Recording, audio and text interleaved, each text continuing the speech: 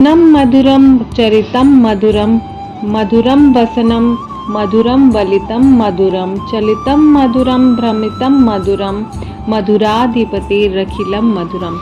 नमस्कार मित्रों, आज की इस वीडियो में हम सुनेंगे कार्तिक मास के महात्म का अध्याय 9 और इस महात्म में हम वही महात्म को कंटिन्यू करेंगे जहाँ पर राजा पृथु और भगवान नारद जी एक दूसरे से बात कर रहे हैं। और यहाँ पर देखिए, इसमें ये भी समझने की जरूरत है, जो कथा हम देखेंगे वो कथा ऑलरेडी माता सत्यभामा को भगवान कृष्ण सुना रहे हैं।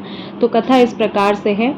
राजा पृथु ने कहा, हे मुनि श्रेष्ठ नारद जी, आपने कार्तिक माह में व्रत में जो तुलसी की जड़ में भगवान विष्णु का निवास बताकर उस स्थान की मिट्टी की पूजा करना बताया है। अतः मैं श्री तुलसी जी के महात्म को सुनना चाहता हूँ। तुलसी जी कहाँ, किस प्रकार और कैसे उत्पन्न हुई, इस प्रकार कथा वृत्तांत से हमें सुनाइए। इतने पर नारद जी बोलते हैं, हे राजन, आप जब तुलसी की महत्ता अपने तथा उनके जन्म का प्राचीन इतिहास ध्यान पूर्वक सुनिए। एक बार बृहस्पति देव जी, देवराज इंद्र और भगवान शंकर के दर्शन के लिए कैलाश पर चले।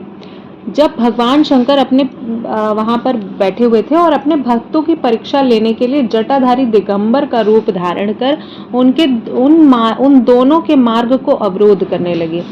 जब कथा इस प्रकार से है कि जब गुरुदेव बृहस्पति और राजा इंद्र दोनों भगवान के दर्शन के लिए जाने लगे तो भगवान उनका परीक्षा लेना चाह रहे थे। तो उन दोनों के मार्ग में अवरोध उत्पन्न किया भगवान ने। और यद्यपि वो दोनों तेजस्वी थे, शांत थे, लंबी भुजा चौड़ी छाती वाले, गौर वर्ण वाले और विशाल नेत्रों से युक्त थे, तथापि सिर पर जटा धारण कर वहां बैठे हुए थे। तदपि वहां उस भगवान शंकर को न पहचान कर इंद्र ने उनसे उनका नाम व धाम पूछते हुए कहा कि क्या भगवान शंकर अपने स्थान पर हैं या कहीं गए हुए हैं। इस पर तपस्वी रूप भगवान शिव ने कुछ नहीं बोला। इंद्र को अपने त्रिलोकीनाथ होने पर गर्व था। उसी अहंकार के प्रभाव से वह चुप किसी प्रकार को रह सकता था। मतलब उसके जो भगवान शंकर का जो अवतार था उसको इंद्र जी बिल्कुल समझ नहीं पा रहे हैं। यहाँ पर इस प्रसंग का वर्णन है कि अहंकार से लुप्त, अहंकार से मद जो इंद्र थे वो इतने अहंकार में वो थे और उत्तेजित थे कि वो चुप नहीं रह सके। उनसे क्रोधित होते हुए उस तेजस्वी ने घुड़क कर कहा, अरे मैंने तुझसे कुछ पूछा है और तू उसका उत्तर भी नहीं दे रहा। मैं अभी तुझ पर वज्र से प्रहार करता हूँ, फिर देखता हूँ कि तेरी दुर्गति से कौन रक्षा करता है। इस पर कहकर इंद्र ने जटाधारी दिगंबर को यानी भगवान शिव को मारने के लिए हाथ में वज्र धारण कर लिया। भगवान शिव ने उस वज्र सहित इंद्र के हाथ को स्तब्ध कर दिया और विकराल नेत्र से उसे देखा।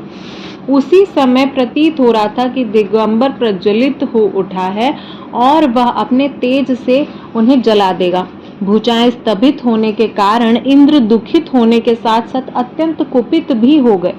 परंतु उस जटाधारी दिगंबर को प्रज्वलित देखकर बृहस्पति जी ने उन्हें भगवान शंकर नाम जानकर प्रणाम किया और दंडवत होकर उनकी स्तुति करने लगे।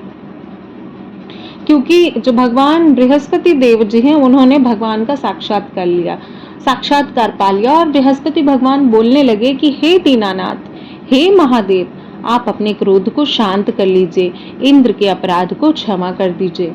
बृहस्पति जी के इस प्रकार के वचन सुनकर भगवान शंकर ने गंभीर वाणी में कहा कि मैं अपने नेत्रों से निकले हुए क्रोध को किस प्रकार रोकूं। तब बृहस्पति जी ने भगवान ने कहा कि आप भक्त वत्सल हैं प्रभु, आपका नाम समर्थ करते हुए भक्तों पर दया कीजिए। आप अपने तेज को अन्यत्र कहीं स्थापित कर इंद्र का उद्धार कीजिए। तब भगवान शंकर ने गुरु बृहस्पति से बोले, मैं तुम्हारी स्तुति से अत्यंत प्रसन्न हूँ। तुमने इंद्र को जीवन दान दिलवाया है। मुझे विश्वास है कि मेरे नेत्र की अग्नि अग्नि अब इंद्र को पीड़ित नहीं करेगी। इस प्रकार बृहस्पति जी से कहकर भगवान शिव अपने मस्तक से निकले हुए अग्निमय तेज को अपने हाथों में ले लिया और फिर उसी क्षीर सागर में डाल दिया। जैसे ही वो भगवान शंकर का जो अग्नि तेज था वो क्षीर सागर में गया, उसके बाद स्वयं भगवान शंभु या भगवान महादेव वहां से अंतर्ध्यान हो गए। इस प्रकार जिसको जो जानने की कामना थी उसे जानकर इंद्र तथा बृहस्पति देव अपने अपने स्थान चले गए।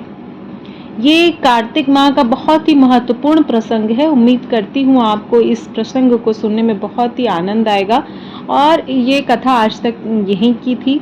अब अगले अध्याय में हम इसको और विस्तृत रूप से जानेंगे, तो अगले अध्याय को सुनने के लिए हमसे जुड़े रहें, हमारे परिवार का हिस्सा बने। इसी प्रकार के महत्वपूर्ण वीडियो आपके साथ शेयर करती रहूंगी। आप सभी को कार्तिक मास की ढेर सारी शुभकामनाएं। मिलती हूँ इसी प्रकार के नेक्स्ट वीडियो में, तब तक के लिए जय श्री विष्णु।